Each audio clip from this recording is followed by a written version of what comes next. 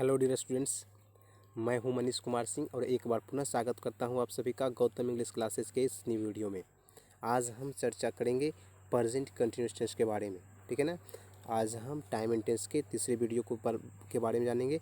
इसके पहले मैंने 2 वीडियो अपलोड कर दिया है, जिसमें कि पहले वीडियो में आपको डिफिनेशन, टेंस के डिफिनेशन और डिफिनेशन ये सारी चीज़ों को बताया था, और दूसरे वीडियो में सिंपल प्रेजेंट टेंस के बारे में डिटेल से स्ट्रक्चर्स, डिफिनेशंस एंड रूल्स को मैंने बताया था। ठीक है ना। और आज इस वीडियो में हम प्रेजेंट कंटिन्यूअस टेंस के डेफिनेशन, स्ट्रक्चर्स एंड रूल्स को बताएंगे। कहाँ कहाँ पे हम प्रेजेंट कंटिन्यूअस टेंस का प्रयोग करते हैं, उसका बनाने का तरीका क्या होता है, उसका डिफिनेशन क्या होता है, किसको हम प्रेजेंट कंटिन्यूअस टेंस कहते हैं, उसके बारे में आज हम पढ़ेंगे। ठीक है ना। तो चलिए स्टार्ट करते हैं इस वीडियो को। Let's start. Present continuous progressive imperfect tense, present continuous tense, present progressive tense, present imperfect tense. देखिए इस टेंस को हम प्रेजेंट कंटिन्यूअस टेंस के बारे में पढ़ेंगे। प्रेजेंट कंटिन्यूअस टेंस जो होता है इसका 3 नाम होता है। कितने नाम होते हैं? 3 नाम। एक होता है कंटिन्यूअस, प्रोग्रेसिव, इम्परफेक्ट। पर कहीं पे देखिएगा आपको प्रेजेंट कंटिन्यूअस टेंस लिखा मिलेगा, कहीं पे प्रोग्रेसिव मिलेगा, कहीं पे इम्परफेक्ट मिलेगा, तो आपको कंफ्यूज नहीं होना है। वो एक ही टेंस के 3 नाम है। ठीक है ना। टेंस एक ही है, प्रेजेंट कंटिन्यूअस टेंस उसी का 3 नाम है। क्या क्या मिल जाता है? कभी मिल जाता है कंटिन्यूअस, कभी प्रोग्रेसिव, कभी इम्परफेक्ट। तो इससे भयभीत नहीं होना है, इससे कंफ्यूज नहीं होना है। ये क्या है? एक ही टेंस का नाम है, जो कि तीन तरह से दिया जाता है कि एक होता है कंटिन्यूअस टेंस, एक होता है प्रोग्रेसिव और तीसरा होता है इम्परफेक्ट। ये 3 तरह से हम इसको पुकार सकते हैं। ठीक है ना। लेकिन काम क्या है? टेंस तो वही है, बंदा वही है, बस नाम 3 है। ठीक है ना। अब चलिए देखते हैं कि प्रेजेंट कंटिन्यूअस टेंस होता क्या है। ठीक है ना। प्रेजेंट कंटिन्यूअस टेंस के डिफिनेशंस के बारे में, what is the definition of present continuous tense. Present continuous tense के डिफिनेशन के बारे में जानते हैं कि प्रेजेंट कंटिन्यूअस टेंस होता क्या है। देखिए बात यह है कि पहले आप पढ़े होंगे तो आपको बताया गया होगा, बचपन में भी बताया होगा, घर में कोई बताए होंगे या फिर कहीं क्लास में पढ़े होंगे तो आपको बताया होगा। कोई भी बताए होंगे कि प्रेजेंट कंटिन्यूअस टेंस जो होता है उस टेंस को कहते हैं जिसके अंत में रहा है, रही है, रहे हैं, लगा हुआ रहे, तो ऐसे वाक्य को हम प्रेजेंट कंटिन्यूअस टेंस कहते हैं। तो ऐसी बात नहीं है, वैसी बात को हम प्रेजेंट कंटिन्यूअस टेंस नहीं कह सकते हैं। वो क्या है? सिर्फ एक हिंदी भाषा में ट्रांसलेट करने का एक नियम है, एक ट्रिक है। ठीक है ना। और ट्रिक का मतलब होता है, ट्रिक का हिंदी अगर आप निकालें तो उसका मतलब होता है धोखेबाजी। क्या होता है? धोखाधड़ी। तो धोखाधड़ी वाला काम नहीं करना बाबू, रियल में जो होता है उसको पढ़ना है। ठीक है ना। सिचुएशन को समझना है। अगर आप सिचुएशन को समझ लेते हैं तो आपको पढ़ने में क्या होगा? आसानी होगी। ठीक है ना। तो क्या आसानी से, तो इसका सिचुएशन क्या है कि कब हम प्रेजेंट कंटिन्यूअस टेंस को बोलते हैं, इसका सिचुएशन क्या होना चाहिए, किस सिचुएशन में प्रेजेंट कंटिन्यूअस टेंस का प्रयोग करते हैं। तो present continuous tense is used to express the action that is currently in progress. Present continuous tense is used to express the action. Present continuous tense का प्रयोग वैसे कार्य को अभिव्यक्त करने के लिए, वैसे कार्य को बताने के लिए होता है जो हाल फिलहाल में प्रोग्रेस में हो, जारी हो। ठीक है ना। Present continuous tense is used to express the action that is currently in progress. Present continuous tense का प्रयोग वैसे कार्यों को अभिव्यक्त करने के लिए होता है that is currently in progress, जो हाल फिलहाल क्या हो? प्रोग्रेस में हो, जो वर्तमान समय में क्या हो? प्रोग्रेस में हो, काम जारी हो। जो कोई काम जारी रहेगा तो जारी काम को हम, अगर वो काम वर्तमान समय की हो और वो काम जारी हो, तो हम क्या करेंगे? प्रेजेंट कंटिन्यूअस टेंस में रखेंगे। क्लियर है? जो कोई काम वर्तमान समय में हो और वर्तमान समय में वो काम जारी हो तो उसको हम किस टेंस में रखेंगे? तो प्रेजेंट कंटिन्यूअस टेंस में रखेंगे। क्लियर है? चलिए इसका डेफिनेशन तो समझ में आ गया होगा। अब हम इसमें वर्ब क्या होता है, वर्ब क्या लगता है, उसके बारे में जान लेते हैं। तो वर्ब इसमें क्या होता है कि सबसे पहले आपको क्या करना है? वर्ब का फॉर्म में इज एम आर का प्रयोग करना है। सबसे पहले क्या करना है? Is are M. वर्ब जो होगा is are am plus V four के फॉर्म में होगा। वर्ब किस फॉर्म में होगा? तो is are am plus V four के फॉर्म में। यानी कि वर्ब का फॉर्म क्या होता है? तो बिफोर क्या होता है? तो वर्ब में जब हम आईएनजी को लगा देते हैं, जब हम वर्ब में किसको लगा देते हैं? आईएनजी को लगा देते हैं, तो आपका बिफोर बन जाता है। जैसे कि गो में अगर हम आईएनजी लगा देंगे तो क्या हो जाएगा? गोइंग हो जाएगा। रेड में आईएनजी लगा देंगे तो क्या हो जाएगा? रीडिंग हो जाएगा। स्पीक में आईएनजी लगा देंगे तो क्या हो जाएगा? स्पीकिंग हो जाएगा। टीच में आईएनजी लगा देंगे तो क्या हो जाएगा? टीचिंग हो जाएगा। राइट में आईएनजी लगा देंगे तो क्या हो जाएगा? राइटिंग हो जाएगा। ठीक है ना। इसी तरह से जब हम किसी वर्ब में और किसी वर्ब में आईएनजी लगाएंगे तो क्या बन जाएगा, आपका वी फॉर्म बन जाएगा। ठीक है ना, क्लियर है, यही वी फॉर्म होता है। ठीक है, ये क्लियर हो गया। अब देखिए क्या करना है, हम कुछ एग्जाम्पल को लेकर के आपको बताते हैं। ठीक है ना, जैसे कि the dog is seating on the road, कुत्ता सड़क पर बैठा है। मैंने आपको क्या बताया, कुत्ता, अभी क्या बोला, कुत्ता सड़क पर बैठा है, आ है, लास्ट में क्या बोला, आ है, कुत्ता सड़क पर बैठा है। अब देखिए आहे जब लगा हुआ है, जब क्या लगा हुआ है, आहे लगा हुआ है, तो आप अगर पहले टेंस पढ़ लिए होंगे या फिर जो नहीं पढ़े होंगे तो उसके लिए कोई दिक्कत नहीं, लेकिन जो पढ़ लिए होंगे उनके डायरेक्ट माइंड में आया होगा क्या कि प्रेजेंट आहे लगा हुआ है मीन्स प्रेजेंट परफेक्ट टेंस में है। किस में है, प्रेजेंट परफेक्ट टेंस में। लेकिन ध्यान रखिएगा कि मैंने आपको ऊपर क्या बताया कि जो कोई काम जारी हो, क्या हो, जो कोई काम वर्तमान समय में कोई काम जब जारी हो, जब कोई काम जारी हो तो हम उसको प्रेजेंट कंटिन्यूअसनेस में रखते हैं। किस में रखते हैं, प्रेजेंट कंटिन्यूअसनेस में। और ये काम क्या है, यहाँ ये हम बता रहे हैं कि कुत्ता सड़क पर बैठा है मीन्स उसका काम जो है वो क्या है, जारी है। और जब ये काम जारी है तो हम इसको प्रेजेंट कंटिन्यूअस टेंस में ही रखेंगे, प्रेजेंट परफेक्ट टेंस में नहीं रखेंगे। क्लियर है ना, इसीलिए हमने क्या किया, प्रेजेंट कंटिन्यूअस टेंस में क्या रखा, the dog is sitting on the road, ना कि the dog had set on the road. The dog had set on the road का मतलब हुआ कुत्ता सड़क पर बैठ चुका है, मतलब कि उसका काम समाप्त हो चुका है, ये बता दिए। लेकिन हम यहाँ क्या कह रहे हैं कि कुत्ता सड़क पर बैठा है मीन्स अभी भी बैठा है, अभी उठा नहीं है। इस सिचुएशन को समझना है।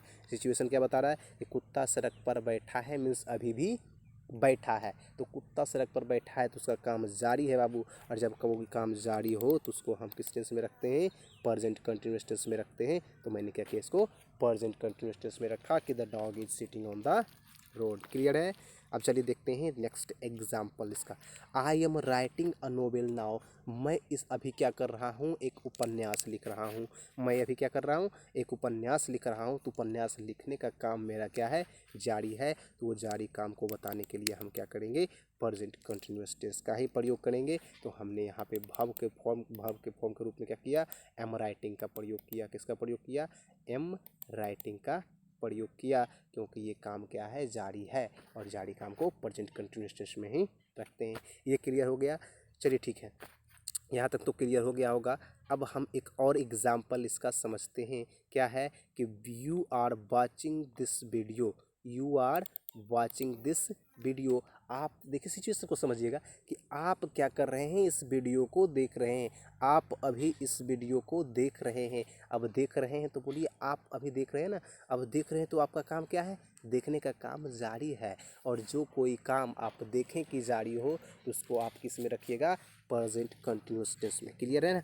जब कोई काम आप अभी देख रहे हो, वो कर रहे हो, या फिर कोई कर रहा है, या फिर आप देख रहे हो, तो वो सारा काम क्या है, जारी है। और जारी काम को हम प्रेजेंट कंटिन्यूअस टेंस में ही रखते हैं। क्लियर है।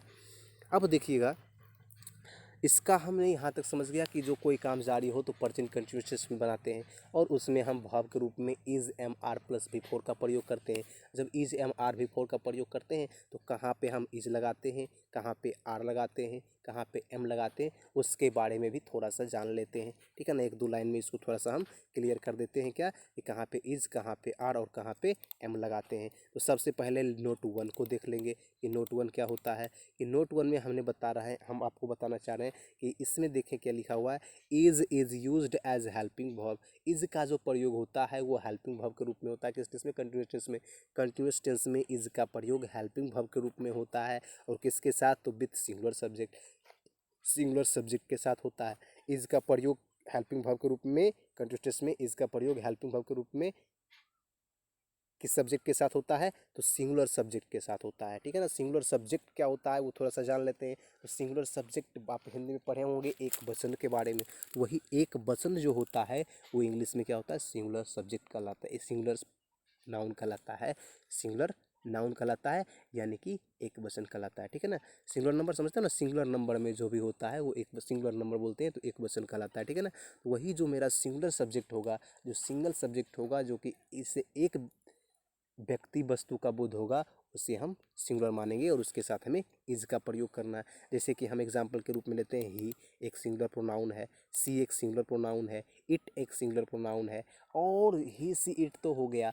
और बहुत सारे जो होते हैं कोई सिंगल नेम जो होते हैं, जैसे कि हम कोई नाम पुकारें, किसी खास व्यक्ति के बारे में बोले या फिर किसी वस्तु के बारे में बताएं या किसी व्यक्ति के बारे में तो बोले, जैसे बॉय हम बोले, कैट बोले, डॉग बोले, एलिफेंट बोले, गर्ल बोले, ए मैन बोले, बहुत सारी चीज़ों को हम बोल सकते हैं। वो सभी क्या है, जैसे कि एक का बोध होगा वो सभी सिंगुलर होगा और उसके साथ हम सिंगुलर भाव का प्रयोग करेंगे इज का। क्लियर है? इसके साथ हम क्या लगाएंगे, इज लगाएंगे। तो इज का प्रयोग समझ में आ गया होगा, ये क्लियर है, ठीक है ना। अब हम आते हैं किसके रूप में, नंबर नोट 2 में आते हैं। और नोट 2 में हम क्या किसका प्रयोग सीखेंगे, आर के बारे में। आर का प्रयोग कहाँ करते हैं, तो are is used as helping verb. Are का प्रयोग हेल्पिंग वर्ब के रूप में होता है विथ प्लूरल सब्जेक्ट, किसके साथ, तो प्लूरल सब्जेक्ट के साथ। आर का प्रयोग हेल्पिंग वर्ब के रूप में होता है, किसके साथ होता है, तो प्लूरल सब्जेक्ट के साथ होता है। आर का प्रयोग प्लूरल सब्जेक्ट के साथ होता है, किसके साथ होता है, प्लूरल सब्जेक्ट के साथ, जिसमें एक से अधिक का बोध हो। वैसा सब्जेक्ट, वैसा व्यक्ति, वैसा वस्तु जिससे किसी एक अथवा जिससे कि दो अथवा दो से अधिक का बोध हो, उसको हम क्या मानते हैं, प्लूरल सब्जेक्ट मानते हैं। और उसके साथ हमें क्या लगाना है, आर का प्रयोग करना है। जैसे कि बी का मतलब क्या होता है, हम लोग। इससे हम लोग का मतलब होता है, हम लोग मतलब क्या होता है, हम लोग से मतलब होता है कि हम, जैसे कि हम अकेले, हम अपने आप को तो हम लोग नहीं बोल सकते हैं। जब हम क्या रहेंगे, एक ग्रुप में हो और ग्रुप में बैठे हुए हम सभी हो, तो बोले हम सभी दोषी हैं, हम लोग ईमानदार हैं, हम लोग इस काम को कर रहे हैं। मतलब कि सभी व्यक्ति जो भी शामिल वहाँ पे बैठे हुए सबके बारे में बता रहे हैं, उसके बारे में, सभी के बारे में बोल रहे हैं, यानी कि एक से अधिक वो है तो उसके लिए, उसको बताने के लिए हम बी का प्रयोग करते हैं और वो प्लूरल होता है। और उसके साथ हमें क्या लगाना है, आर लगाना है। अब चलिए आते हैं नेक्स्ट पे, जैसे कि यू हो गया। यू भी क्या है, एक प्लूरल सब्जेक्ट है, इसके साथ भी आर लगाना है। दे भी प्लूरल है, इसके साथ भी आर लगाना है। और अथवा दो से अधिक नाम हो गया तो उसके साथ भी आर लगाना है। जैसे मोहन एंड सोहन, दो व्यक्ति हैं, इसके साथ क्या लगाएंगे, आर लगाएंगे। उसी तरह से बॉय था तो इज लगाते थे, लेकिन जब बॉयज हो जाएगा यानी कि प्लूरल बन जाएगा, दो अथवा दो से अधिक के रूप में आ जाएगा, बॉयज़ आ जाएगा, कैट्स आ जाएगा, डॉग्स आ जाएगा, एलिफेंट्स आ जाएगा, गर्ल्स आ जाएगा, मेन आ जाएगा, तो ये सभी वोमेन आ जाएगा, ये सभी क्या प्लूरल सब्जेक्ट है। इसके साथ हमें प्लूरल भाव का प्रयोग करना है, किसका, आर का प्रयोग करना है, ठीक है ना। उसी तरह से लेकिन एक और एक लास्ट नोट देख लेते हैं, किसका, एम का प्रयोग कहाँ करते हैं, तो am is used as helping verb with I. Am एक का प्रयोग हेल्पिंग वर्ब के रूप में हम किसके साथ करते हैं, तो एक सिंगल सब्जेक्ट है आई, उसके साथ हम एम का प्रयोग करते हैं, ठीक है ना। एम का प्रयोग हम किसके साथ करते हैं, तो सिर्फ एक सिंगल सब्जेक्ट आई है, उसी के साथ हम एम का प्रयोग करते हैं। ये क्लियर है, तो आई के साथ क्या लगेगा, एम लगेगा। ये आपका इज आर एम का प्रयोग कहाँ कहाँ करते हैं ये तो क्लियर हो गया। चलिए ठीक है ना। अब हम प्रेजेंट कंटिन्यूअस टेंस के स्ट्रक्चर्स के बारे में पढ़ लेते हैं, और स्ट्रक्चर्स के बाद हम आपको लिख चलेंगे मेन टॉपिक जो आज का है उस पर ले चलेंगे, उस मुद्दे पे, ठीक है ना, कि कहाँ पे हम किस सिचुएशन में प्रेजेंट कंटिन्यूअस टेंस का प्रयोग करते हैं, ठीक है ना। उसका रूल्स क्या है, उसका रूल्स, सारे रूल्स को हम आज क्या करेंगे, आपको बताएंगे। तो चलिए पहले स्ट्रक्चर्स के बारे में पढ़ लेते हैं, इसके स्ट्रक्चर्स को। तो स्ट्रक्चर्स देखिए यहाँ पे है, और स्ट्रक्चर्स जो होते हैं वो दो तरह के, इसका स्ट्रक्चर हम दो भागों में बांट के रखे हैं, एक असर्टिव और दूसरा क्या, इंट्रोगेटिव। तो असर्टिव में हमने चलिए थोड़ा सा इसको शॉर्ट कर दिए हैं। इसमें होता था कि पहले असर्टिव में पढ़ते थे किसको, अफर्मेटिव सेंटेंस, नेगेटिव सेंटेंस, फिर यस नो को, फिर इंट्रोगेटिव में पढ़ते थे इंट्रोगेटिव सेंटेंस, उसका नेगेटिव सेंटेंस, है ना, इस तरह से पढ़ते थे। बहुत सारा स्ट्रक्चर, लगभग 6 स्ट्रक्चर्स इसमें हो जाते थे। उसको हमने क्या किया, मात्र 3 स्ट्रक्चर में तब्दील किया। तीन स्ट्रक्चर से ही हम क्या करेंगे, ये सारे स्ट्रक्चर को, इसके 6 स्ट्रक्चर जो होते हैं सभी स्ट्रक्चर को समझ जाएंगे मात्र 3 स्ट्रक्चर के द्वारा, ठीक है ना। तो चलिए सबसे पहले क्या है कि हम असर्टिव सेंटेंस के बारे में पढ़ते हैं। असर्टिव सेंटेंस में इसका स्ट्रक्चर कैसा होता है, तो सबसे पहले जब असर्टिव सेंटेंस, किसी भी सेंटेंस का, किसी भी टेंस का जब हम असर्टिव सेंटेंस में लिख रहे हो तो हमें सबसे पहले स्टार्ट किससे करना है, तो सब्जेक्ट से करना है। असर्टिव सेंटेंस जब भी स्टार्ट होता है तो किससे होता है, सब्जेक्ट से होता है। तो आपको ध्यान में रखना है कि हम असर्टिव बना रहे हैं तो सबसे पहले सब्जेक्ट को रखेंगे, ठीक है ना। उसके बाद हेल्पिंग वर्ब का प्रयोग करना है। उसके बाद क्या करना है, सब्जेक्ट के बाद हेल्पिंग वर्ब का प्रयोग करना है। तो हेल्पिंग वर्ब इसमें आपको बताए थे कि इज आर एम लगेगा, क्या लगेगा, इज आर एम लगेगा, और कहाँ पे इज़, कहाँ पे आर, कहाँ पे एम, ये तो आपको मालूम है, ये आपको ऊपर ही बता दिए हैं कि कहाँ पे इज़, कहाँ पे आर, कहाँ पे एम लगेगा। उसके बाद आपको नोट को प्रयोग करना है, कब? जब सेंटेंस आप निगेटिव बना रहे हो तब नोट का प्रयोग करना है, लेकिन यदि सेंटेंस अफर्मेटिव बना रहे हैं तो आपको नोट का प्रयोग कभी नहीं करना, ठीक है ना, एकदम बिल्कुल नहीं करना है। नोट का प्रयोग हम तभी करेंगे जब सेंटेंस निगेटिव हो, ऐसे नोट को हम नहीं लिखेंगे, ठीक है ना। आगे उसके बाद वर्ब के फोर्थ फॉर्म को लगाना है। वर्ब का फोर्थ फॉर्म क्या होता है, आपको ऊपर में समझा दिया था कि वर्ब में जब हम आईएनजी लगा देते हैं तो क्या कहलाता है, वर्ब का फोर्थ फॉर्म कहलाता है। वर्ब का फोर्थ फॉर्म को लगाने के बाद आपको ऑब्जेक्ट और कॉम्प्लीमेंट को लिख देना है, उसके बाद फुल स्टॉप देना है, ठीक है ना।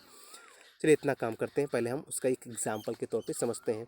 Ram is watching television, sentence दिया हुआ है, Ram is watching television. Ram क्या कर रहा है, टीवी देख रहा है।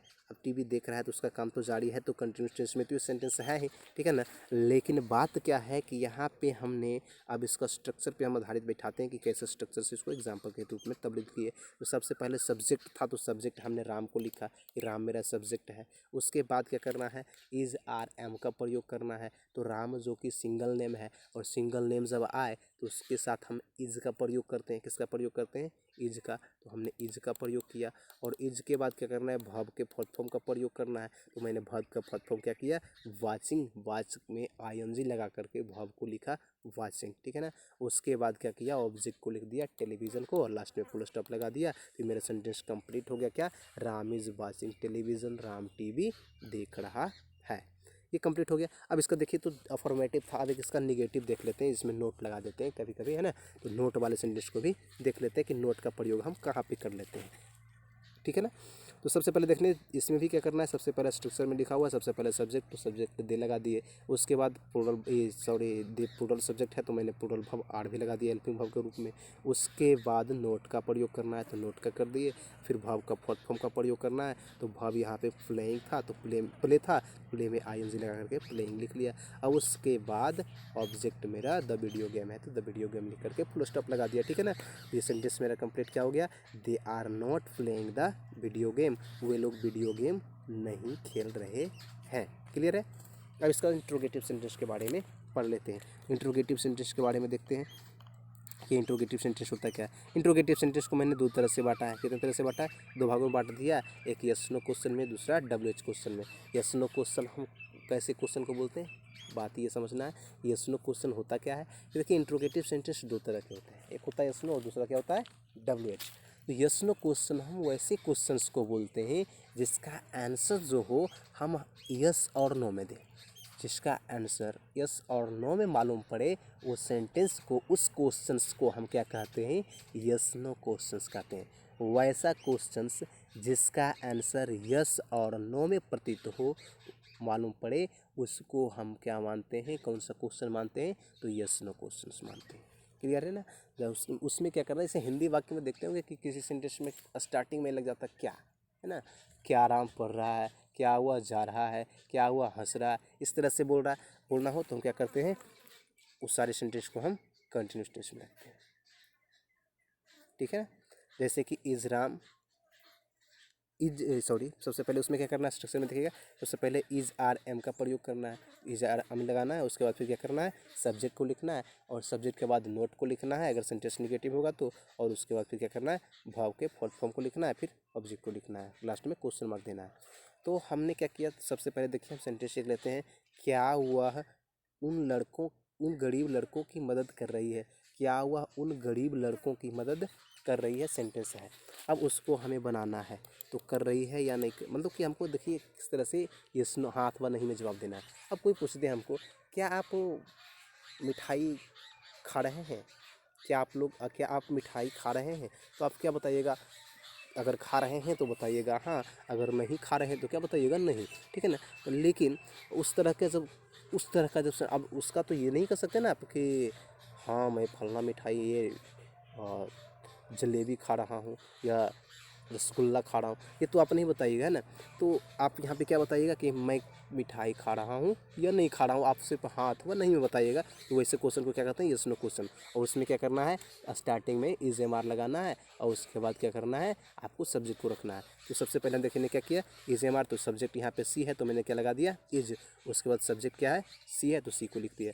उसके बाद भाव के फोर्थ फॉर्म को लगाना है तो हेल्पिंग लगा दिया, और फिर द वाइज ऑब्जेक्ट था तो उसको लिख करके क्वेश्चन मार्क लगा दिया। क्लियर हो गया, ये समझ में आ गया होगा। थोड़ा सा फास्ट ले रहे हैं ना, क्योंकि टाइम ज़्यादा ले रहे हैं इसमें, क्योंकि आगे इसका रूल्स भी पढ़ना है ना। चलिए आगे आते हैं, अगला बढ़ते हैं कुछ नेक्स्ट एग्जाम्पल पे। एम आई नोट टीचिंग इंग्लिश नाउ, क्या मैं अभी अंग्रेज़ी नहीं पढ़ा रहा हूँ, क्या मैं अभी अंग्रेज़ी नहीं पढ़ा रहा हूँ। इस सेंटेंस में हमने क्या लगा दिया है, एम लगा दिया है, क्योंकि सब्जेक्ट के रूप में क्या है, आई है, और आई एक ऐसा सब्जेक्ट है जिसके साथ क्या लगाते हैं, एम लगाते हैं। तो हेल्पिंग फॉर्म में सबसे पहले इंट्रोगेटिव सेंटेंस के में क्वेश्चन बनाना हो तो क्या लिखना है, एम लिखना है, और एम के बाद सब्जेक्ट आई देना है, और आई के बाद क्या करना है, अगर सेंटेंस निगेटिव है तो नोट लगाना है, और नोट के बाद भाव का फोर्थ फॉर्म लगाना है। तो टीच में आई लगा करके क्या हो गया, पढ़ाने का अंग्रेजी होता है टीच, और टीच में आई लगा करके टीचिंग यहाँ पे रख दिए। इसको ऐड करने के बाद क्या करना है, ऑब्जेक्ट को रखना है, तो ऑब्जेक्ट इंग्लिश हो गया, उसके बाद फिर नाउ लगा दिए, ठीक है ना, और लास्ट में क्वेश्चन मार्क। तो किससे सेंटेंस कंप्लीट क्या हुआ, am I not teaching English, मतलब क्या मैं अभी अंग्रेजी नहीं पढ़ा रहा हूँ, ठीक है ना। तो अगर पढ़ा रहे हैं अभी तो पढ़ा रहे हैं तो हम क्या बोलेंगे, हाँ मैं अंग्रेजी पढ़ा रहा हूँ, हाँ मैं पढ़ा रहा हूँ, हाँ क्या बोलेंगे, हाँ पढ़ा रहा हूँ, या फिर हाँ क्या मैं अंग्रेजी पढ़ा रहा हूँ तो बोलेंगे, क्या मैं अंग्रेजी नहीं पढ़ा रहा हूँ तो क्या बोलेंगे, हाँ अथवा नहीं बोलेंगे, ठीक है ना। अगर आप चलिए देखते हैं इसका नेक्स्ट स्ट्रक्चर क्या होता है, डब्ल्यू एच क्वेश्चन का है ना। डब्ल्यू एच क्वेश्चन वैसे क्वेश्चंस को बोलते हैं जिसका जवाब, जिसका आंसर क्या होता है, वैसा क्वेश्चंस जिसका आंसर्स किसी स्टेटमेंट में दिया जाए, किसी स्टेटमेंट में और किसी सेंटेंस में दिया जाए, उसको हम क्या बोलते हैं, डब्ल्यू एच क्वेश्चंस बोलते हैं, ठीक है ना। जैसे कि हम बोलें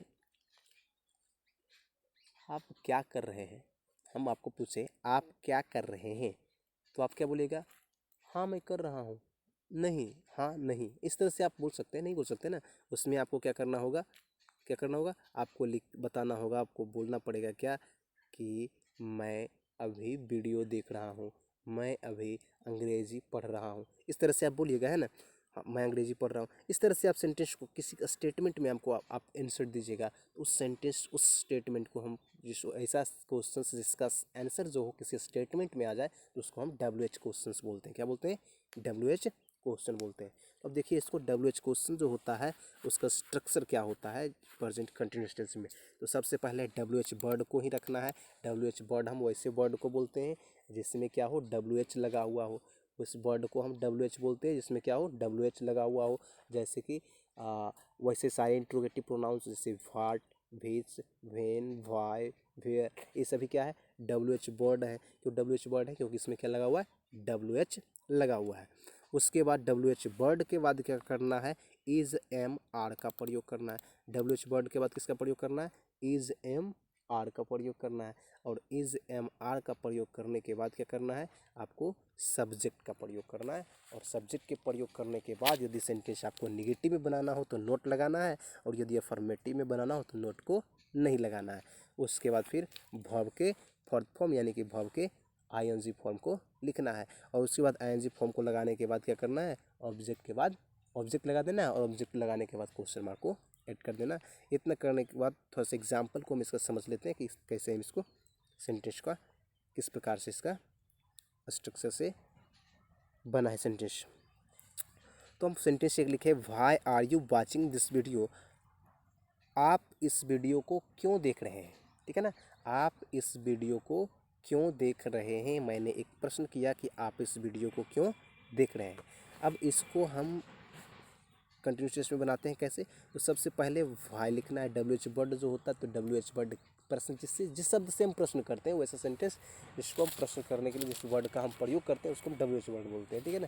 तो हमने इसमें प्रश्न पूछने के लिए वाई का प्रयोग, क्यों का प्रयोग किया, तो क्यों जो वर्ड मेरा है उसका अंग्रेजी होता है वाई, तो पहले हमने वाई का प्रयोग कर दिया डब्ल्यू एच वर्ड के रूप में।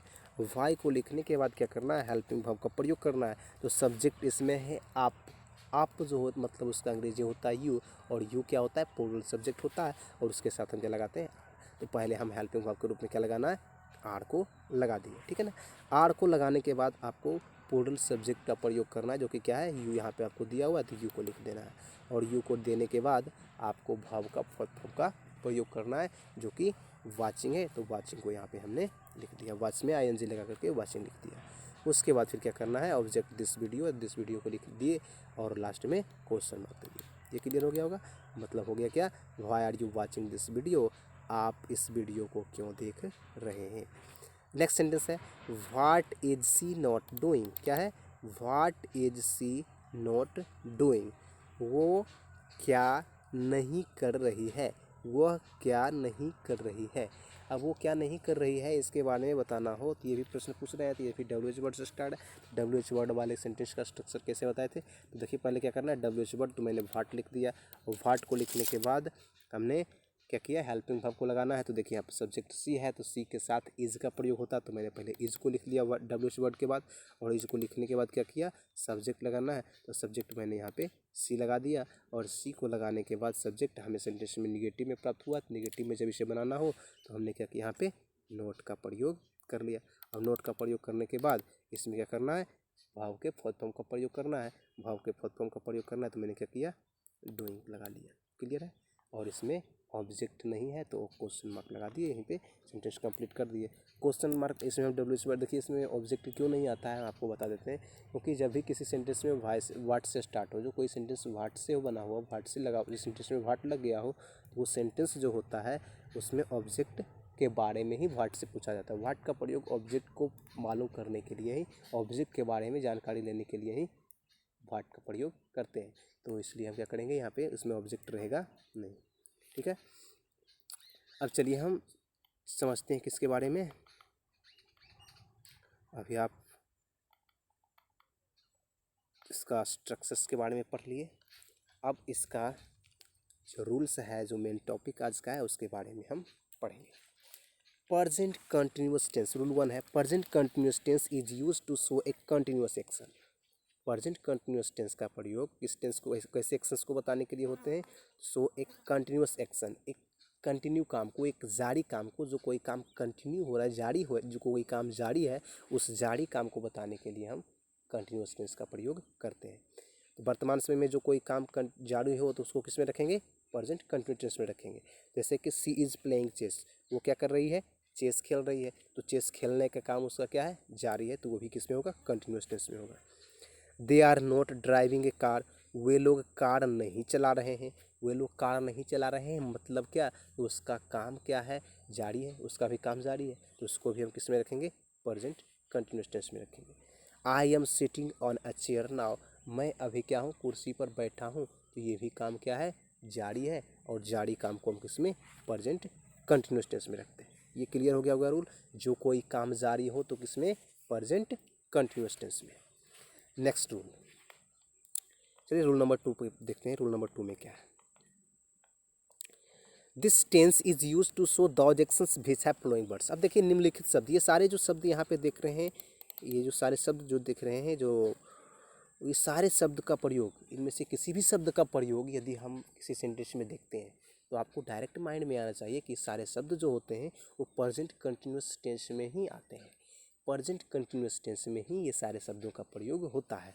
अगर किसी सेंटेंस में आप देख लिए ये सारे शब्द लगा हुआ है, आपको फिल इन द ब्लैंक्स में पूछ दिया कि कौन सा टेंस का, मतलब कि फिल इन द ब्लैंक्स भाव का फॉर्म भरने का दे दिया, तो आप भाव का कौन सा फॉर्म को भरोगे, कंटिन्यूअस टेंस वाले फॉर्म को ही भरोगे। ठीक है ना, यानी कि EZMR प्लस V4 वाले भाव फॉर्म को ही आप यहाँ पे अप्लाई करोगे। ठीक है ना, जैसे कि देखो हमने बताया था कि वैसे this tense is use to show the action, इस टेंस का प्रयोग उस कार्य को भी बताने के लिए होता है, वैसे वाक्यों को बताने के लिए भी होता है, उस कार्य को बताने के लिए भी होता है, विच हैव फ्लोइंग वर्ड्स, जिसमें क्या हुआ, निम्नलिखित शब्द का प्रयोग किया गया हो। अब निम्नलिखित शब्द में सबसे पहले क्या है, नाउ है, नाउअडेज है, दिस डेज है, स्टिल है, एट प्रजेंट है, एट दिस टाइम है, एट दिस मोमेंट है। ये सारे चीज़, ये सारे जो वर्ड देख रहे हैं, इसका प्रयोग हम किस टेंस में करते हैं, प्रेजेंट कंटिन्यूअस टेंस में ही करते हैं। क्लियर है। अब चलिए देखते हैं एग्जाम्पल के रूप में, the baby is crying because it is hungry now, बच्चा रो रहा है, बच्चा क्या कर रहा है, रो रहा है, बिकॉज क्योंकि, इट इज़ हंग्री नाउ क्योंकि वो क्या है, भूखा है, बच्चा रो रहा है क्योंकि वो भी भूखा है। उसको बताने के लिए हमने क्या किया, इज क्राइंग का प्रयोग किया। वर्ब के रूप में इज क्राइंग यहाँ पे लगाए। क्यों? क्योंकि सेंटेंस में एक वर्ड दिया हुआ है, क्या, नाउ। इस सेंटेंस में क्या लगा हुआ है, नाउ लगा हुआ है, और ये शो कर रहा है कि ये सेंटेंस किस में है, प्रेजेंट कंटिन्यूअस टेंस में। और प्रेजेंट कंटिन्यूअस टेंस का वर्ब जो होता है इज हमारे प्लस बिफोर के फॉर्म में होता है, इसीलिए हमने क्या किया, यहाँ पे इज क्राइंग का प्रयोग किया। क्लियर है? उसी तरह से next example, we are living in the house nowadays. यहाँ पे देखिए नाउ अडेज एक वर्ड है, क्या वर्ड है, नाउ अडेज मतलब होता है आजकल। ये नाउ अडेज एक ऐसा वर्ड है जो कि ये शो कर रहा है कि ये किस में है, प्रेजेंट कंटिन्यूअस टेंस में सेंटेंस है। और जब ये सेंटेंस प्रेजेंट कंटिन्यूअस टेंस में है तो हमने यहाँ पे वर्ब के रूप में क्या लगाए, आर लिविंग लगाए, जो कि यहाँ पे शूट कर रहा है आर लिविंग। तो यहाँ पे हमने क्या किया, आर लिविंग को पुट किया, क्योंकि ये सेंटेंस किसमें है, प्रेजेंट कंटिन्यूअस टेंस में। Mister Gupta is swimming at present. अब देखिए सेंटेंस में क्या लग गया है, एट प्रेजेंट लग गया है। अब एट प्रेजेंट एक वर्ड है जो कि किस टेंस को दिखाता है, प्रेजेंट कंटिन्यूअस टेंस को एक्सप्रेस करने के लिए आता है। प्रेजेंट कंटिन्यूअस टेंस में इसका प्रयोग होता है। जब ये एट प्रेजेंट कंटिन्यूअस टेंस में आता है तो आपको यहाँ पे क्या करना है, वर्ब को भी प्रेजेंट कंटिन्यूअस टेंस में ही रखना है, यानी कि is am are plus V four के फॉर्म में रखना है। ये क्लियर हो गया होगा। इसका कुछ क्वेश्चंस भी हम बनाने के लिए देंगे सारे टेंस को। जब प्रेजेंट टेंस कंप्लीट हो जाएगा मेरा टोटल, तो उसका हम एक सेट लाएंगे और उसको भी वीडियो में बताएंगे कि क्वेश्चंस बनवा के देंगे कि कैसे एग्जाम में क्वेश्चंस पूछे जाते हैं। वो सारे क्वेश्चंस को भी हम क्या करेंगे, आपको डील करवाएंगे वीडियो के माध्यम से, ठीक है ना। तो चलिए ठीक है, तो आते हैं नेक्स्ट रूल पे।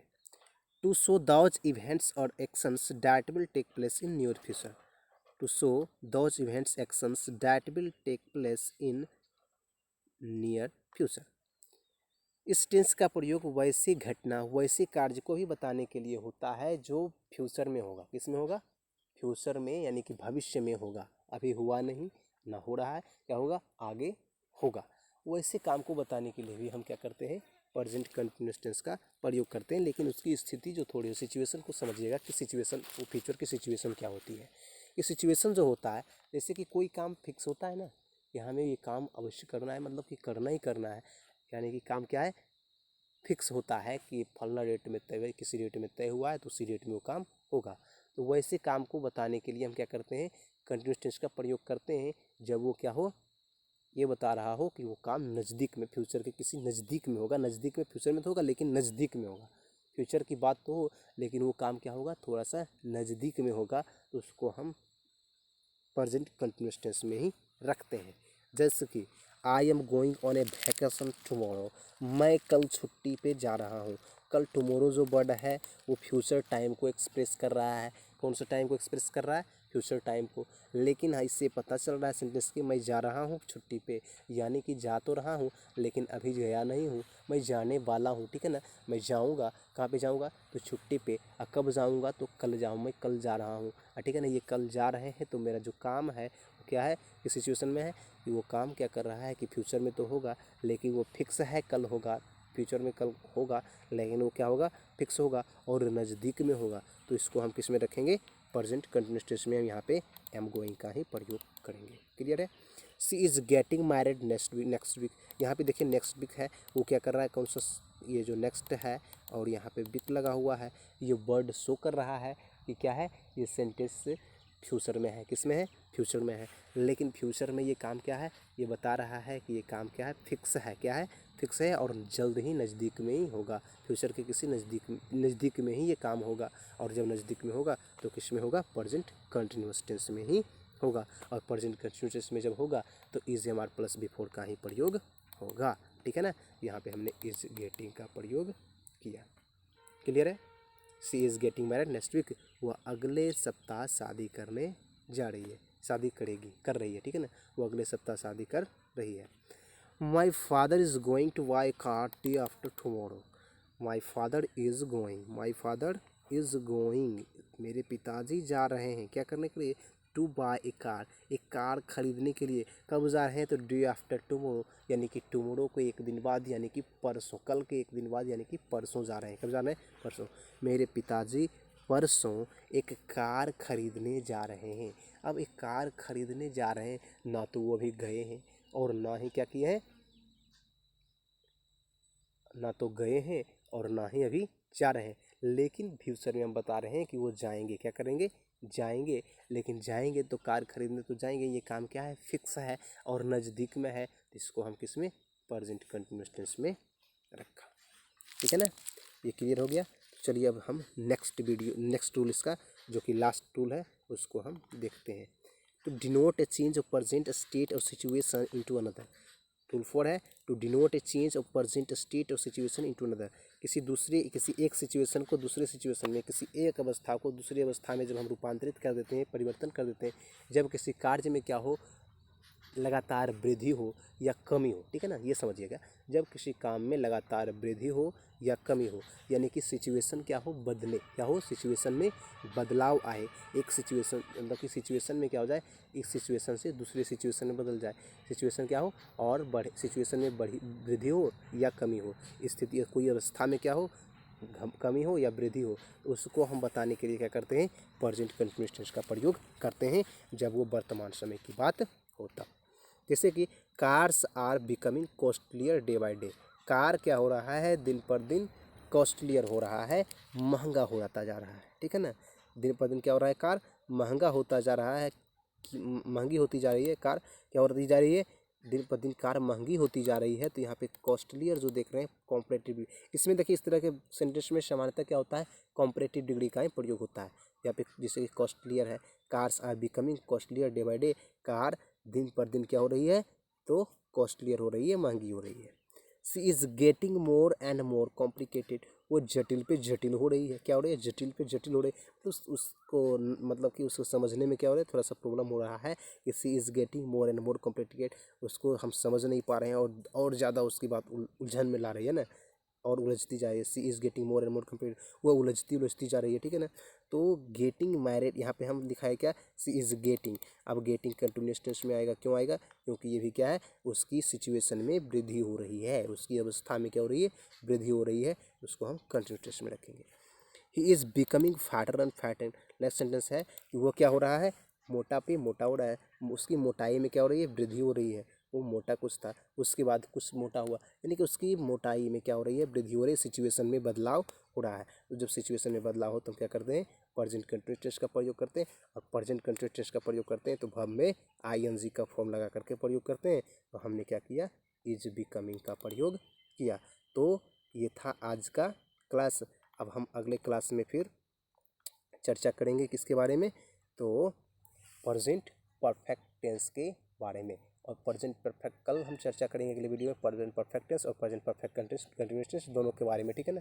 तो आज के लिए बस इतना ही, और कल फिर मिलेंगे, तब तक के लिए धन्यवाद। वीडियो देखने के लिए आप लोगों को फिर एक बार धन्यवाद देता हूँ।